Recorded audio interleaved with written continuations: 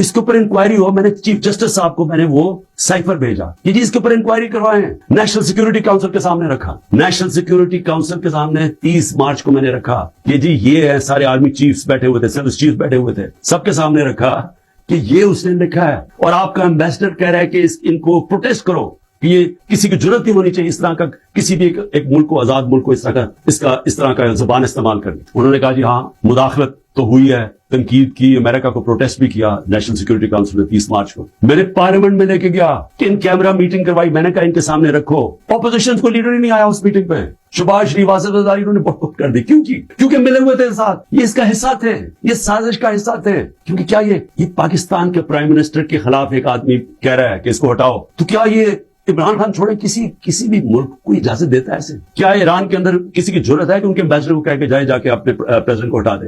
یا ہندوستان میں کسی کی ضرورت ہے کہ کہے کہ یہ ایمبیسڈر کہہ کے جی نریندر مودی کو ہٹا دے؟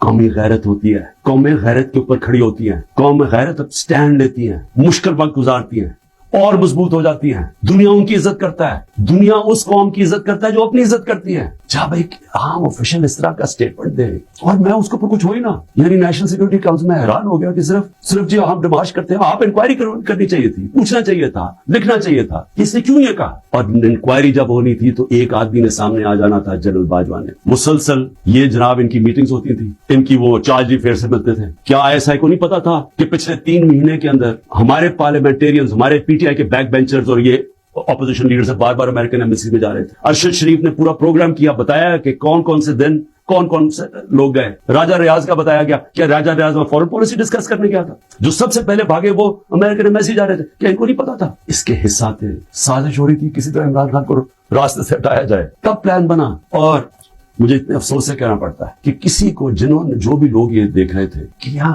میں سوچا کہ کیا ان کو کوئی ان کو نہیں ہے کہ پاکستان ایک بڑی خواب کا نام تھا. پاکستان کا مطلب کیا, لا الہ الا اللہ. میرے اپنے کے لوگ کہہ رہے ہیں عمران صاحب آپ سائفر نہ اٹھائیں پبلک میں, امریکی ناراض ہو جائیں گے. میں پبلک میں جا کے, میں کیوں پبلک کو بتایا, میں اپنی قوم کو بتانا چاہتا تھا کیونکہ قوم غیرت مند ہے, قوم کھڑی ہو گئی ساتھ. یہ سیاسی طور پہ نہیں میں کر رہا, میں وہ پاکستانی ہوں جو اس ملک کے جو خواب تھا میں اس میں بلیو کرتا ہوں کہ لا الہ الا اللہ, کوئی نہیں ہے خدا سوائے اللہ کے. میں کوئی کسی کی غلامی نہیں کرنے کے لیے تیار. اور میں آپ کو یہ امریکہ کا بھی بتا دوں, دیکھیں امریکہ کی ایک بات سمجھ ہے, امریکہ جو ہے وہ اپنے مفاد کے لیے فیصلے کرتا ہے, وہ دوستیاں نہیں نبھاتا. امریکہ اپنے انٹرسٹ کو پروٹیکٹ کرتا ہے. ہمارا کام ہے ہم اپنے انٹرسٹ پروٹیکٹ کریں. جب وار آن ٹیرر میں نے مخالفت کی کہ ہمیں امریکہ کی جنگ میں نہیں شامل ہونا چاہیے, اٹھا لے میری اسٹیٹمنٹس.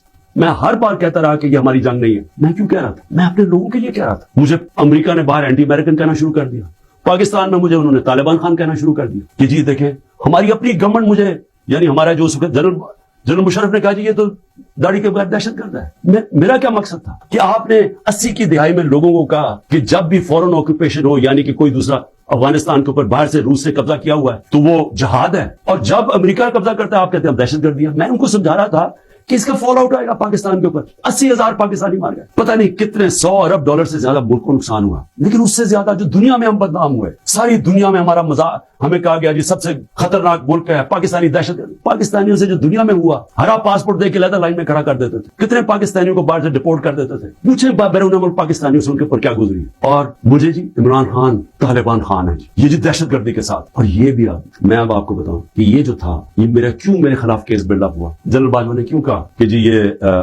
ہم جب روس سے واپس آئے, اچھا روس کیا ہے ذرا سننے والے, اس میں سائفر پہ کیا لکھا کہ عمران خان خود روس کیا ہے. کہ میں عمران خان نے خود روس کیوں جانا تھا؟ فورن آفس نے مجھے کہا, بیٹھ کے مشاورت ہوئی, ہم نے سارے پاکستان کے ایکس فورن سیکرٹریز کو بلایا, سب نے کہا کہ آپ کا رشیا جانا بہت ضروری ہے, ہمیں اپنے تعلقات ٹھیک کرنے چاہیے. پھر ہمیں 20 لاکھ ٹن گندم چاہیے تھی ان سے, وہ ہم بات کرنا چاہتے تھے کنسیشن میں تھے. اس کے بعد جب ٹینشن ہوئی یوکرین سے تو تیل کی قیمتیں آسمانوں پہ چلی گئی, کموڈیٹی سپر سائیکل آ گیا.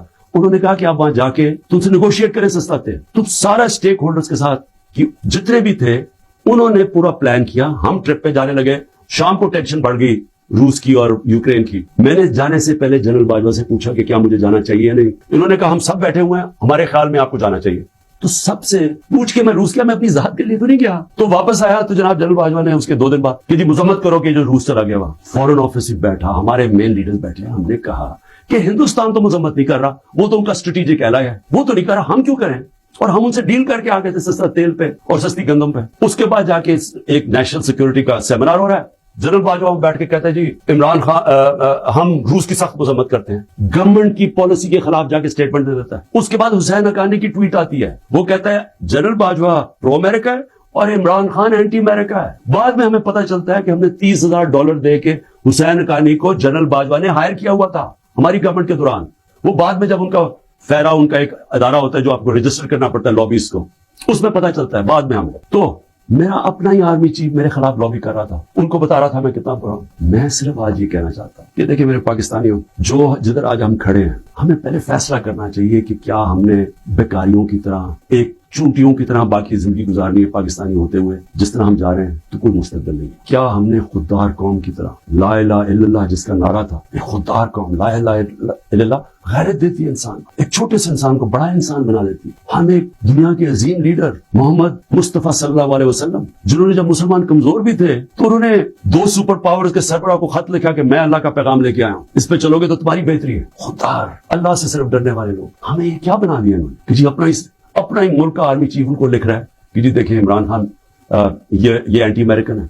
तो मैं अपनी कौम से आखिर में कहना चाहता हूं कि देखें हो क्या रहा है पाकिस्तान में, एक ही चीज हो रही है, सब कुछ, कोई फिक्र नहीं है मुल्क किधर जा रहा है, कोई इस वक्त फिक्र नहीं कि मुल्क के सारे इदारे तबाह हो रहे हैं। सारा सिर्फ एक 1 पॉइंट एजेंडा है कि इमरान खान को किस तरह डिस्क्वालीफाई करना और जेल में डालना है, ये एजेंडा है। उसके अंदर ये साइफर भी आ गया। ये नहीं इनको पता कि साइफर में इनकी तबाही है, क्योंकि ये सब मुलव्विस थे उसमें। ये शहबाज शरीफ की जरदारी भी था, सारों को पता था साइफर का, सारे मीटिंग्स कर रहे थे अमरीकियों के साथ। और इसके अंदर जो जनरल बाजवा का रोल है वो सबके सामने आएगा कि उन्होंने क्या रोल था इसका, और कैसे एक हुकूमत जो इतने सालों के बाद सही परफॉर्म कर रही थी, जो इकोनॉमी हमारी आगे जा रही थी, उसको गिरा के एक वो चोरों को ऊपर लेके आए हैं जो 30 साल मुल्क को चोरी कर रहे थे, लूट रहे थे, जो 30 साल मुल्क को, जो खुद जनरल बाजवा हमें बताते थे, जो मुल्क की एस्टेब्लिशमेंट जिनकी चोरियों की बताती थी, जो एक दूसरे की चोरियों का बताते थे, जिनकी इंटरनेशनल दुनिया में उनकी चोरियों के अखबारों में और किताबों में जिनका नाम आता था, उनको लाके ऊपर बैठा दिया। इंक्वायरी सबसे बड़ी ये होनी चाहिए साइफर के ऊपर, जो FIA नहीं कर सकती। अगर सही इंक्वायरी करवानी है ताकि हम आगे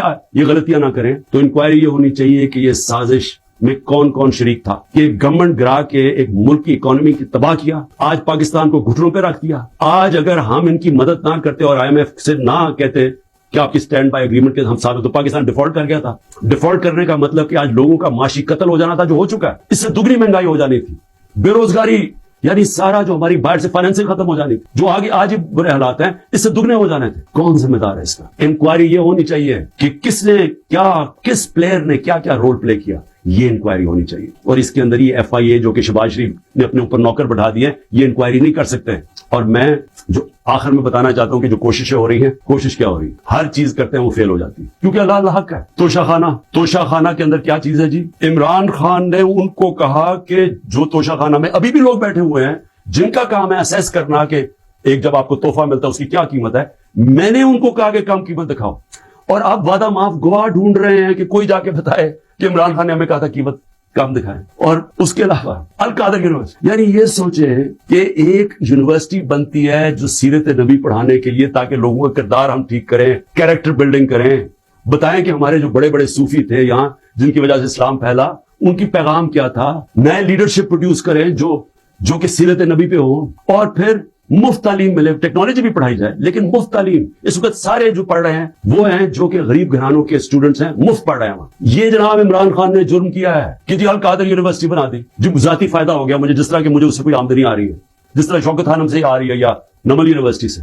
और फिर मेरे ऊपर पहले जुल्म किया जाता है और मेरे ऊपर ही केसेस कर देते हैं। नाउ मेरे को सुप्रीम कोर्ट कहता है कि इमरान खान के ऊपर गैर आईनी और गैर कानूनी वारदात की गई, मुझे वहां से अगवा किया गया, जो कमांडोज मुझे वहां से लेके गए। सुप्रीम कोर्ट का वर्डिक्ट है। और जिस तरह मुझे जलील किया, लोगों को मारा, डंडे मारे, वकीलों को मारा, उसके बाद सारी दुनिया में खबर देखा कि मुझे मुजरिम की तरह पकड़ के लेके जा रहे हैं, तो मेरे ऊपर 30 केस हो जाते हैं। जब मैं 4 दिन बंद होता हूं अंदर, जब जेल के अंदर, तो 30 केस मेरे ऊपर हो जाते हैं कि जी मेरी वजह से वो जो रद्द अमल आया। और रद्द अमल नहीं आना था कि जब आप नाइंसाफी करते हैं, जो सुप्रीम कोर्ट कहता है नाइंसाफी है, वो जो बेचारे निकलते हैं पुरअमन मुजाहरे करने के लिए, जो 27 साल से हमने किए हैं, उनके ऊपर गोलियां चलाते हैं। 25 लोग हैं जिनको उन्होंने शहीद किया है, 16 के पास हमारे पास डेट्स हैं, 9 गायब हैं अभी, 3 लोगों की टांगें कटती हैं, एक आदमी पैरालाइज्ड है इस वक्त, कमर में गोली लगती है। और ये क्या करते हैं, ऊपर से उन्हीं के ऊपर केस बना देते हैं। सारी दुनिया के अंदर अब एक कोई पुलिस की गोली लगी थी ना एक फ्रांस के अंदर, 4 दिन सारे फ्रांस में आग लगी, 100 बिल्डिंग्स और गाड़ियां जला दी लोगों ने, कोई पूछ नहीं रहा, क्या पाकिस्तानी नहीं थे, और 100 लोगों को गोलियां और लगते हैं।